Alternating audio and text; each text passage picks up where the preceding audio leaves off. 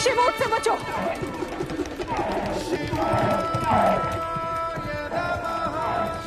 शिव!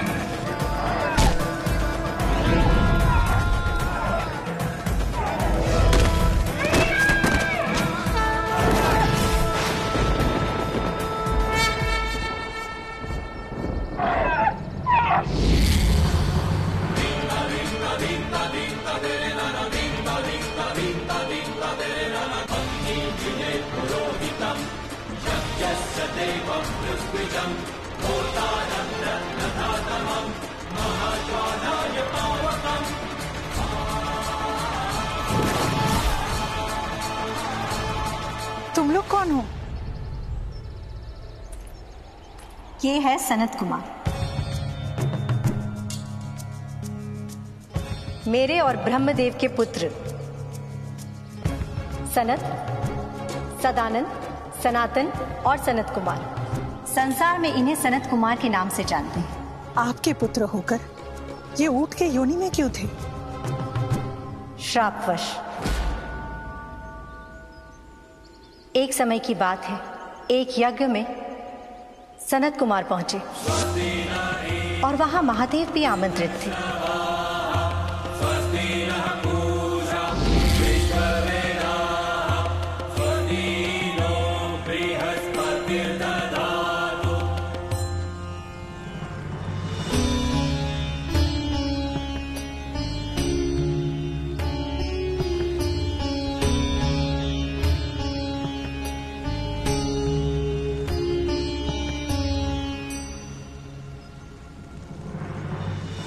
महादेव, आपने हमको सृष्टि के सृजन करता ब्रह्मदेव के सर्वश्रेष्ठ ज्ञानी पुत्रों को प्रणाम नहीं किया। भूल हमारी है जो हम आप जैसे असभ्य, अहंकारी अवगढ़ से सम्मान की अपेक्षा कर रहे हैं। जो मस्तक ज्ञान से भरा होता है वह झुका होता है, फल से लदे वृक्ष के समान। किंतु आप सब तो जगत पिता का अपमान कर रहे हैं। चेत जाइए, यदि अब आप सबने मेरे प्रभु के लिए अमर्यादित भाषा का प्रयोग किया तो आप सबको मेरे क्रोध का सामना करना पड़ेगा। तो अब ये बैल भी हमें ज्ञान देगा। वैसे तुझ में और तेरे स्वामी में ना तनिक भी अंतर नहीं है। जैसा जड़ बुद्धि तू, वैसा ही जड़ बुद्धि तेरा स्वामी। बस! महादेव पूजनीय है, क्षमा मांगे इनसे। ब्रह्मा के पुत्र होकर हम इस जटाधारी, शमशानवासी, औघड़ और जड़ बुद्धि से क्षमा मांगेंगे? कदापि नहीं। मूर्ख अहंकारी सनत कुमारों, तुम सब उन ऊंटों की भांति हो जिसने कभी पर्वत देखा ही नहीं। तभी तो मरुस्थल पर भटकते हुए उन्हें यह भ्रम हो जाता है कि संसार में वही सबसे ऊंचा है। तुम सबने मेरे प्रभु का अपमान किया है, इसके दंड स्वरूप में तुम सबको श्राप देता हूं। जाओ, तुम सब ऊंट बन जाओ।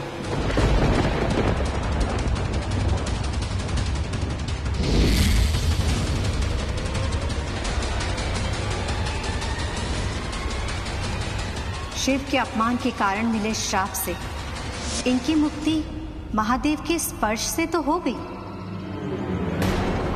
कहाँ गए सनत कुमार?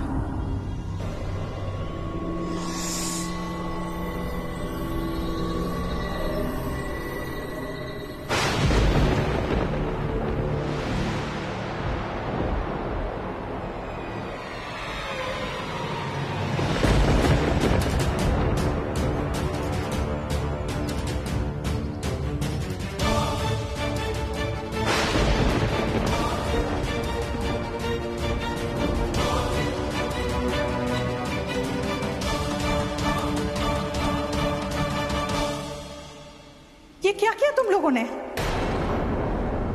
मेरी पूजा की सामग्री और प्रसाद सब कुछ अपवित्र कर दिया।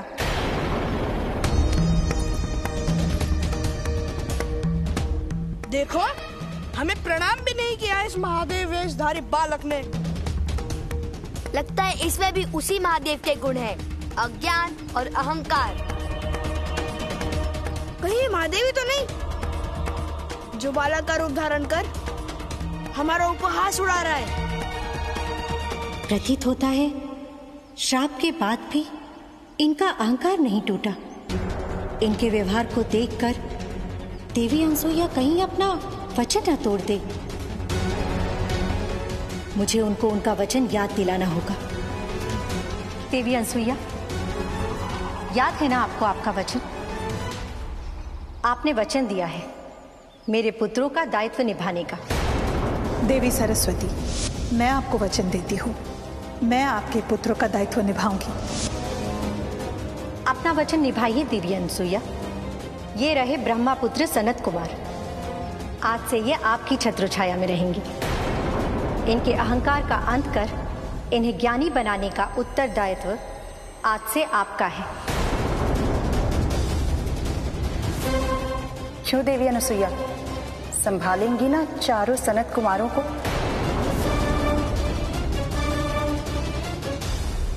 हाँ, मेरी माँ संभालेंगी सनत कुमारों को। ये हमारे साथ रहेंगे तो बड़ा आनंद आएगा।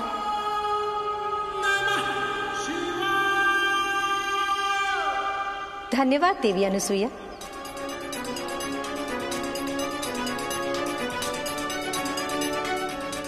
मेरी आज की पूजा तो खंडित हो गई।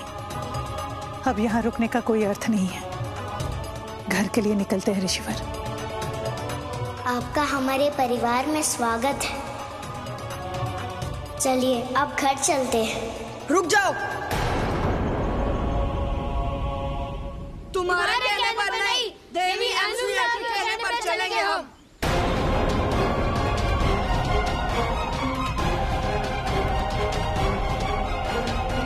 आपके मन में बड़ों के प्रति आदर देखकर गर्व हुआ।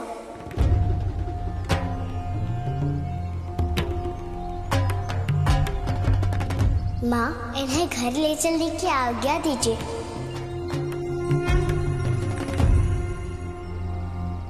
शीघ्र घर चलो हमारे साथ, परंतु ध्यान रहे अमर्यादित भाषा का प्रयोग मत करना।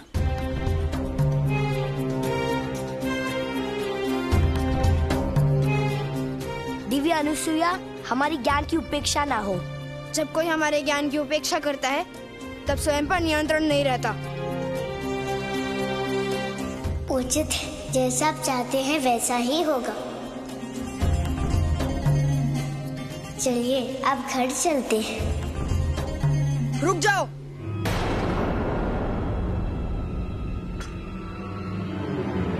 आगे चलने का अधिकार केवल श्रेष्ठ को है और श्रेष्ठ हम हैं। इसीलिए हम चारों आगे चलेंगे, तुम नहीं। चलिए।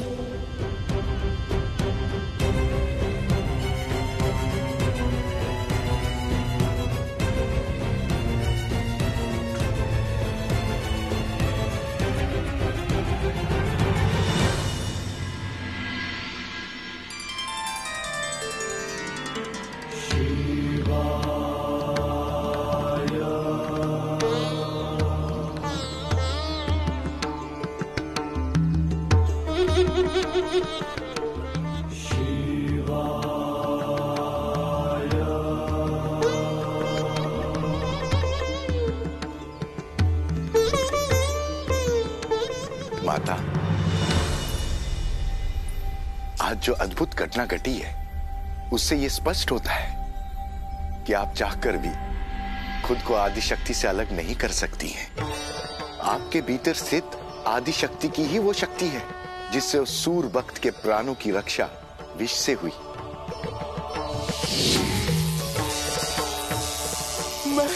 मैं देख सकता हूँ मैं।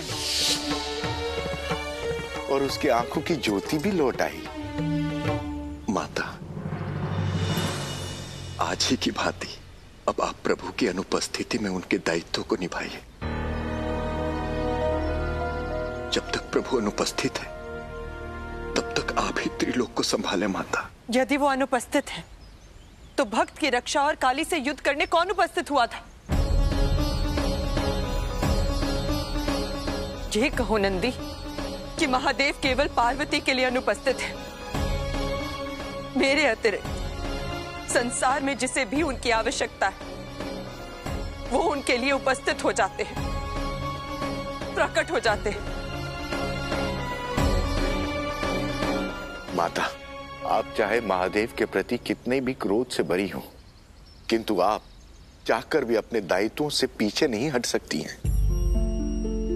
महादेव की अनुपस्थिति में आप उनके अधूरे कार्यों को नहीं छोड़ पाएंगी। इतना क्रोध किस लिए माता? महादेव ने तो आपको स्वयं ही कहा है कि उन्हें महादेव होने की स्मृति नहीं है। फिर उनसे महादेव जैसे व्यवहार की उपेक्षा क्यों करना?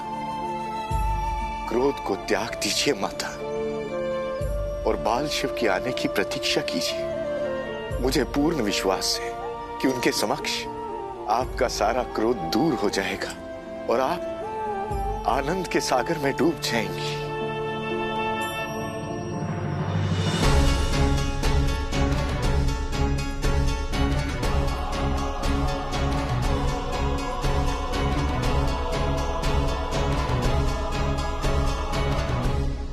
आपने छल करके मेरी पूजा भंग कराई। नहीं देवी अनुसुईया, ये आपका आरोप निराधार है।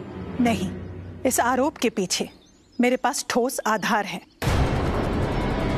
जब बलपूर्वक आप मेरे पुत्र को मुझसे छीन ना पाई, तब सनत कुमारों को मेरे पास भेजकर आप अपने लक्ष्य प्राप्त करना चाहती हैं।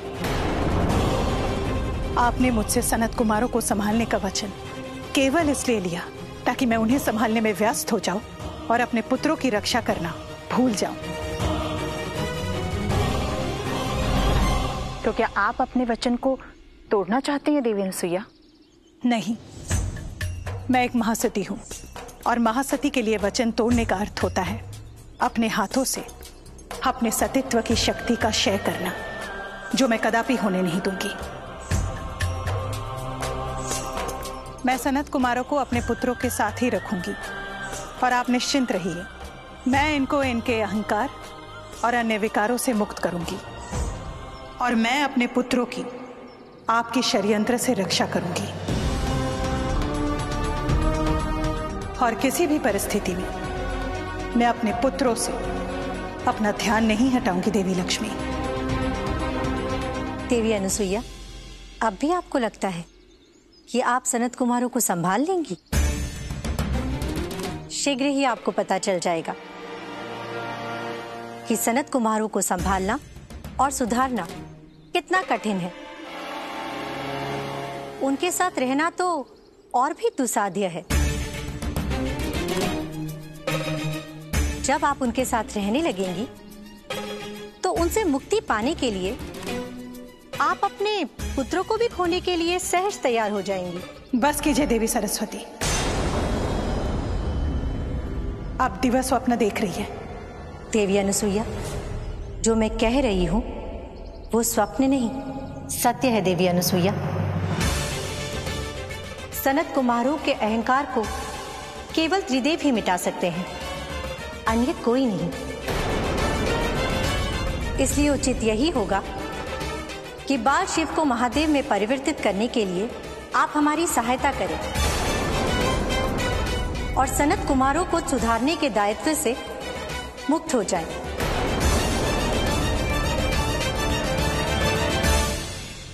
मैं महासती अनुसुईया हूं।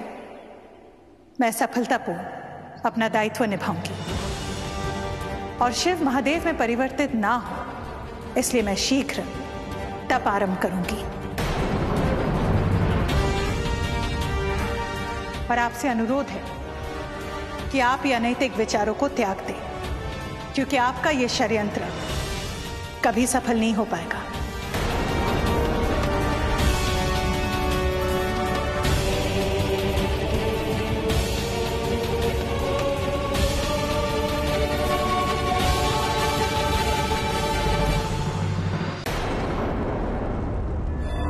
पार्वती के दूसरे सोमवार का व्रत भी निर्विघ्न संपन्न हो गया।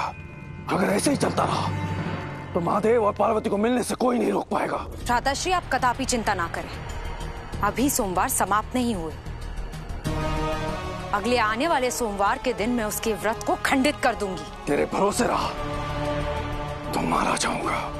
हम मुझे कोई योजना स्वयं नहीं बनानी पड़ेगी।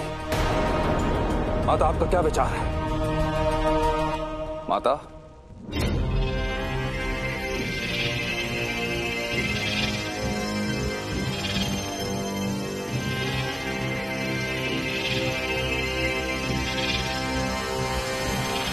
माता, मैं यहां मृत्यु लोक में सुखद जीवन के लिए मृत्यु के साथ संघर्ष कर रहा हूं और आप कल्पना लोक में। तारका, कल्पना लोक से तुम्हारे विजय की योजना लेकर आई हूं। कैसी योजना माता? बाल शिव को समाप्त करने की योजना। बाल शिव? यदि उसे समाप्त करना संभव होता तो वो अब तक जीवित नहीं होता माता। जो आज तक नहीं हुआ वो आगे भी ना हो, ये कहीं लिखित तो नहीं है ना?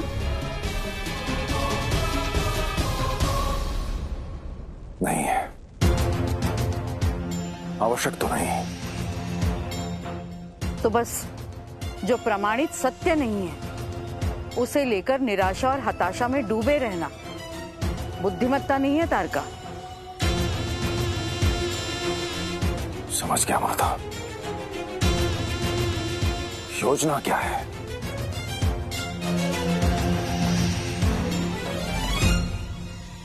बाल शिवकांत भस्मासुर करेगा। किंतु माता, भस्मासुर तो मर चुका है, वो बाल शिव को अंत कैसे करेगा? पुनर्जीवित होकर। असुरों के गुरु शुक्राचार्य अपनी संजीवनी विद्या से भस्मासुर को पुनर्जीवित करेंगे और जैसे ही पुनर्जीवित हो जाएगा हम उसका हाथ बाल शिव के मस्तक पर रखवा देंगे और बाल शिव समाप्त हो जाएगा, चलकर तत्क्षण भस्म हो जाएगा। किंतु माता, मुझे संदेह है कि असुर गुरु शुक्राचार्य भस्मासुर को जीवित करने के लिए तैयार हो जाएंगे। क्यों नहीं तैयार होंगे? देव असुरों के संग्राम में वो हमेशा ऐसा करते रहे हैं। इसके लिए हमें उन्हें विश्वास दिलाना होगा कि इंद्र असली अपराधी है और उसने पुनः देवासुर संग्राम छेड़ दिया है।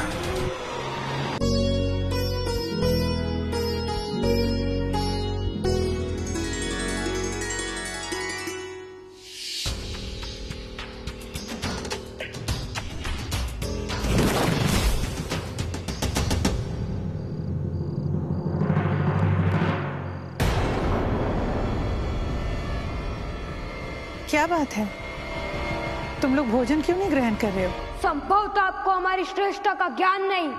हमारे बैठने का आसन ऊंचे स्थान पर लगाइए, तभी हम भोजन करेंगे।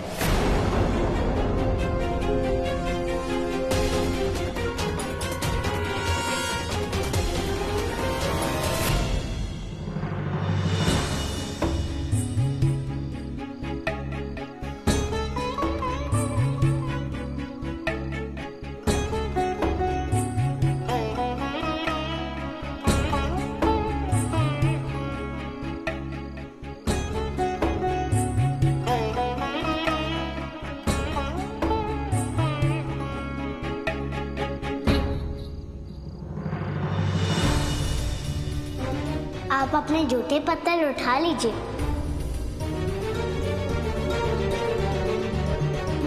शिव अब श्रेष्ठ है। हमारे झूठे पत्थर उठाने से तुम्हारी माता को पुण्य का फल मिलेगा।